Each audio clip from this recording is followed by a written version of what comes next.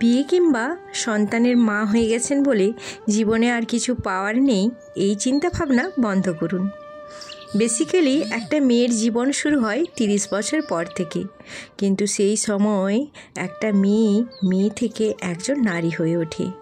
তখন সংসারের দায়িত্ব, কর্তব্য, সন্তানের যত্ন নেওয়ার ব্যস্ততায় তারা নিজের দিকে তাকানোর সময়টুকু থাকে না। তার নিজের অজান্তেই কখন যে মাথায় 1-2 চুল পাকবর্ণ ধরেছে সে বুঝতেই পারে না। কর্মক্লান্ত চেহারা, দায়িত্ব কর্তব্যে মলিন হওয়া হাতটার সৌন্দর্য প্রায় থাকে না বললেই চলে।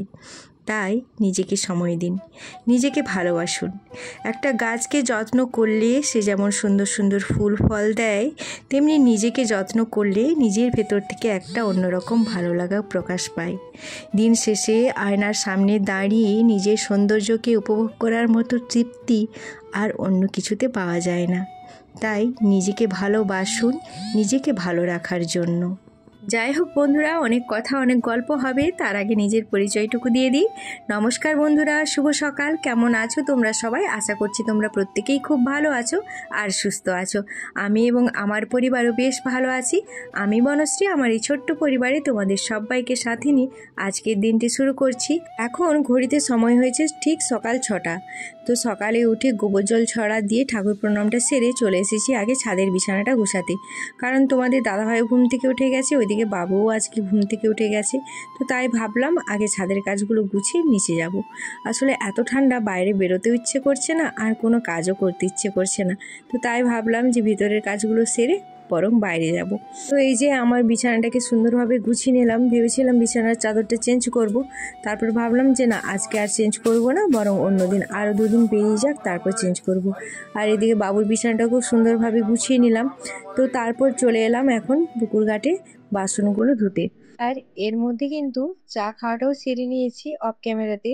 আসলে কি বলতো, এখন পুকুরেই বেশিরভাগ বাসনগুলো ধোয়া হয়, তো সেই জন্য বারবার আসা যাওয়া করতেও বিরক্তি। রান্নাঘর থেকে আমাদের পুকুরটা কিন্তু আসতে অনেকটাই দূরত্ব। তো সেই জন্য ভাবলাম একবারে চা খেয়ে চায়ের বাসনগুলো নিয়ে গিয়ে একবারে ধুয়ে নিয়ে আসবো। তো পুকুরের জলটা যে কি পরিমাণে ঠান্ডা তোমাদের কি বলবো। তো পুকুরে বাসনগুলো ধুচ্ছি আর বাসনগুলো ভিজিয়ে দিয়ে গেছিলাম, আর গেড়ি সমস্ত জড়িয়ে গেছে বাসনের মধ্যে। অনেক ছোট ছোট গেড়ি হয়েছে, তো সেইগুলোই সমস্ত বাসনের মধ্যে জড়িয়ে গেছে। আসলে রাত্রি থেকে ভেজানো থাকে তো তাই জড়িয়ে যায়। তো এই যে জলে হাত দিচ্ছি, বাসনগুলো ধুচ্ছি, তো বাসনগুলোতে হাতগুলোতে না কোনো সার নেই এমনটাই হয়ে যায় বাসনগুলো ধোয়ার পর। এত ঠান্ডা, এত পরিমাণে ঠান্ডা জলটা, হাতগুলো পুরো অসাড় হয়ে যায়, এতটাই ঠান্ডা লাগে। তো যাই হোক, দেখো এখানে বাসনগুলো সমস্ত আমি ধুয়ে নিলাম। তো আজকে নিরমা দিয়ে বাসনগুলো ধুয়েছি, সাবানটা শেষ হয়ে গেছে আমার। তো সেই জন্য নিরমা দিয়ে ধুয়ে নিলাম। আর নিরমা দিয়ে ধুলে কি হয় বলো তো, স্টিলের জিনিসগুলো পরিষ্কার হলেও অ্যালুমিনিয়ামের জিনিসগুলো কিন্তু সেইভাবে পরিষ্কার হয় না। আর ব্যবহারের জিনিস পরিষ্কার পরিচ্ছন্ন না থাকলে যেমন দেখতেও ভালো লাগে না, অনেকটা সময় পরেই তোমাদের সামনে আবার ফিরে এলাম। তো অফ ক্যামেরাতে চা খাওয়া, তারপর সকালের জলখাবার খাওয়া সবটাই সেরে নিয়েছি। তো এখন ঘড়িতে বাজে ওই সকাল 9টা মতো। তো আজকে আমাকে ফোন করে বলল বিডিও অফিস যেতে হবে, তো সেই জন্য একটু ব্যস্ততার মধ্যেই ছিলাম। তো তাড়াতাড়ি করে সমস্ত কাজ সেরে এখন দেখো রান্নাঘরে চলে এসেছি। তো ভাত বসালাম, সাথে একটু আলু আর শিম ভাতে দেব, আর ঝোলের আলুটাও কেটে নিচ্ছি, ওই হাঁড়ির মুখে দিয়ে দেব, দিলে কিন্তু সেদ্ধ হয়ে যাবে। তো অল্প সময়ের মধ্যে অনেকগুলো কাজ এগিয়েও যাবে। এখন শিমে প্রচুর পোকা হয়, তো সেই জন্য আমি শিমগুলোকে আলোর মাঝখানে দেখছি। তো এইভাবে কিন্তু ধরলে আলোর সামনে, তাহলে কিন্তু পোকা থাকলে ভেতর থেকে দেখা যায়। তো সেই জন্য ওইভাবে দেখে দেখে কেটে নিলাম। তো দেখো এখানে আমি ঝোলের আলু আর শিম আর বেশ সেদ্ধর জন্য যে আলুটা সবটাই দিয়ে দিলাম। তো এইভাবে কিন্তু সেদ্ধটাও ভালো হয়, খেতে বেশ ভালো লাগে। ভাতের মধ্যে দিলে শিমটা খুঁজে পেতেও একটু দেরি হয়, আর কি বলো তো একটু জলসা জলসা টাইপের লাগে, কিন্তু এইভাবে দিলে কিন্তু বেশ ভালো লাগে আমি দেখছি।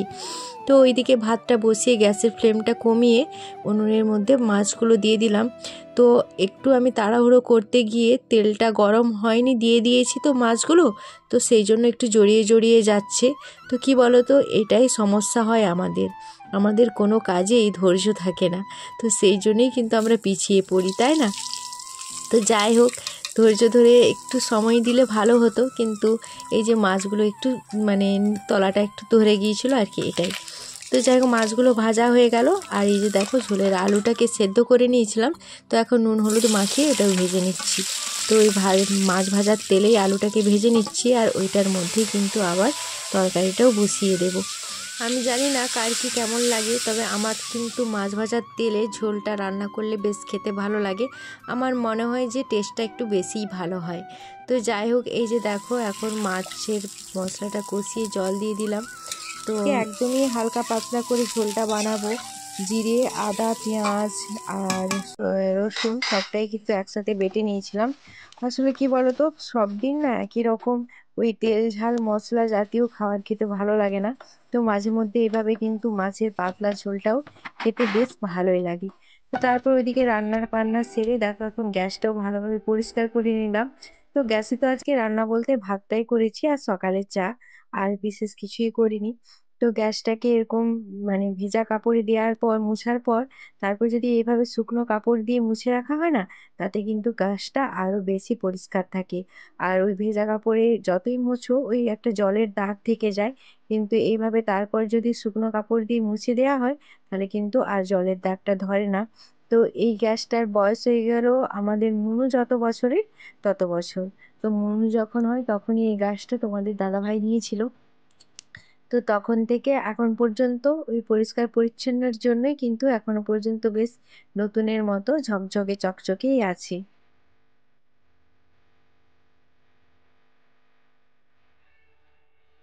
আর এখন বাবু চলে এসেছে, তো বাবুকে খেতে দিয়ে দিলাম। আর তোমাদের দাদাভাই এখনো আসেনি, ও মাঠে গেছে।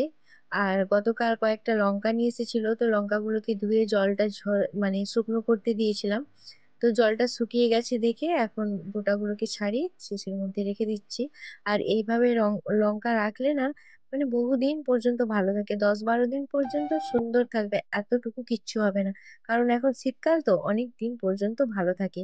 আর আগের যে লঙ্কাগুলো শিশির মধ্যে রেখেছিলাম, সেগুলো তোমাদের দেখাচ্ছি, এই যে দেখো কত সুন্দর আছে, একদম টাটকা আছে।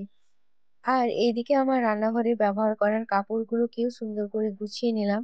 তারপর দেখো এইগুলো আমার রান্নাঘর। দুপুরের খাওয়া দাওয়া সেরে রান্নাঘরটাকে ঠিক এইভাবে আমি সাজিয়ে গুছিয়ে নিই। আসলে কি বলতো, একটা মেয়ের কাছে তার রান্নাঘরটা হয় খুব শখের আর খুব যত্নের।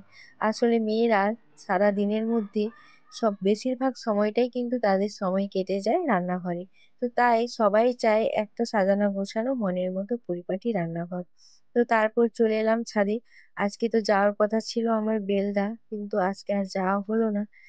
ফোন করে বললো যে আজকে যেতে হবে না। বেশ ভালোই হলো, তাড়াতাড়ি রান্না বান্না হয়ে গেল, খাওয়া দাওয়ার কাজটাও গুছিয়ে নিয়েছি। আর এই যে নিচে সবাই খেলছে, তিন ভাই বোন মিলে খেলছে। কাকিমা রুকু আসছে, ঠাকুমা আসছে, আর মা ওইদিকে বসে আছে।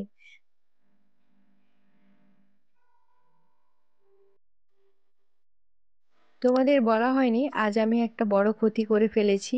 তো নিজের নাক ছাবিটাকেই ভেঙে ফেলেছি। তো স্নান করতে গিয়ে সাবান নিতে গিয়ে আংটির মধ্যে নাক ছাবিটা ঢুকে গিয়ে ভেঙে যায়। তো নাকটা খালি খালি লাগছে, দেখতেও বেশ খারাপ লাগছে। আর এখন যা সোনার দাম, নতুন করে বানাতেও একটা নাকছাবি তৈরি করতেই প্রায় ওই 2500-3000 টাকা পড়ে যাবে। তো পুরোনো একটা আছে, ভাবছি সেটাই পরে নেব, সময় করে বের করে নেব। আর কি বলতো, এটি মেয়েদের খালি নাকে থাকতে নেই, মাও তাই বলছিল।